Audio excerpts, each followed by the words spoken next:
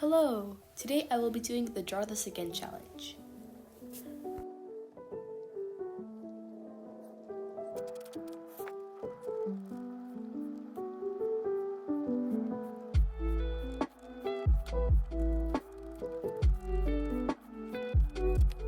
And yes, there is random footage of me typing in the background to fill up space on the screen. And here's the sketch for this. Now is the interesting part, which is the base colors. I did not use the same base colors as the original picture because they're a mess in the original picture. And the lighting makes no sense. I will do a bit of a critique on this old drawing later. This arrow is to signify the light source, so I actually know where I should place the light.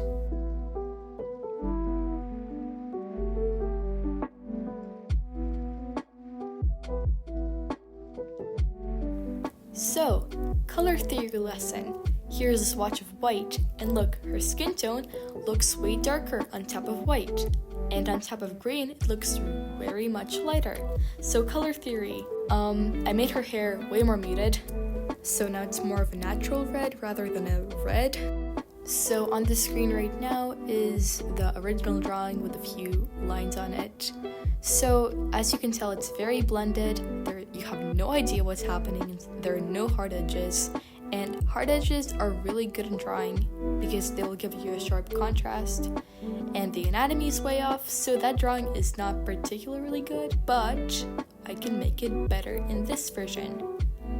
Obviously, making the colors less saturated is a big part of it, especially the hair, as I said, because red hair naturally is not that bright.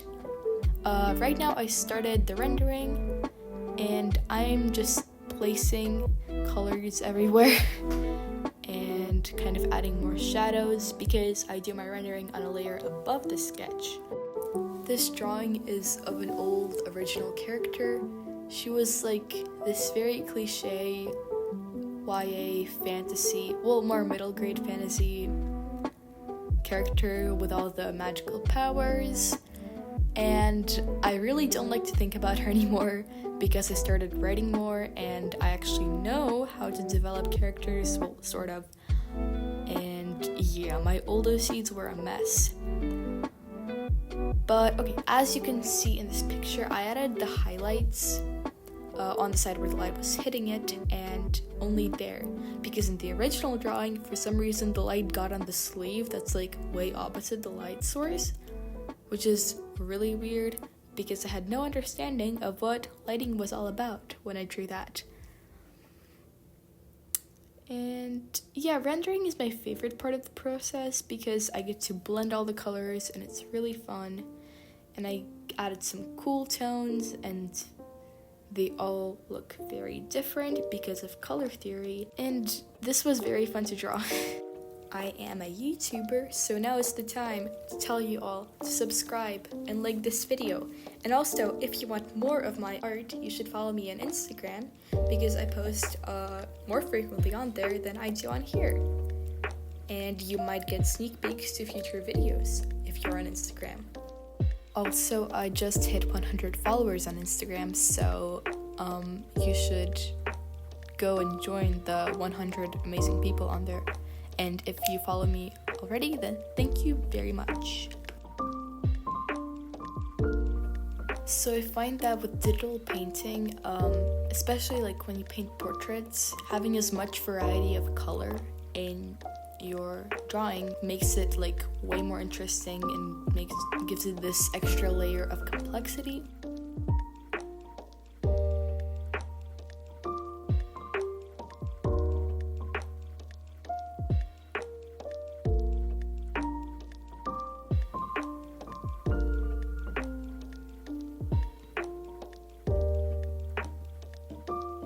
So right now I started doing this sort of line art, question mark.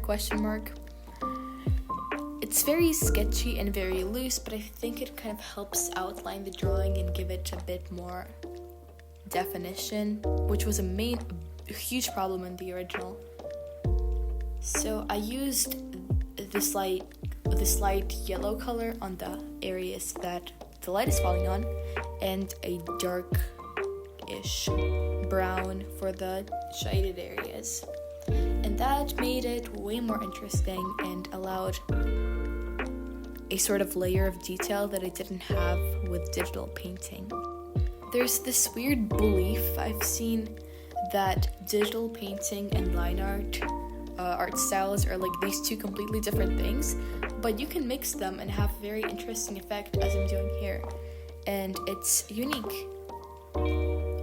When I first started out with digital art, I obviously wanted digital painting, like Jenna drawing style, and I was very inspired by her art. I replaced the really weird emerald necklace with a flowery color, and I like it way better. So right now I was trying to be really artistic with background and such, so I added this grid, and it's definitely more like expressive than I usually go for. I also added a shadow because it's artistic and it gives it a sort of sticker-like feel rather than a realistic or semi-realistic digital painting. And obviously paper effects and texture, because that's always fun. Here I added a more dramatic paper effect and gave it a sort of watercolor look. And my signature.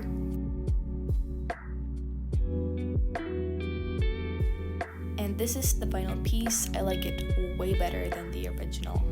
Tell me what you think in the comments and see you next time. Bye!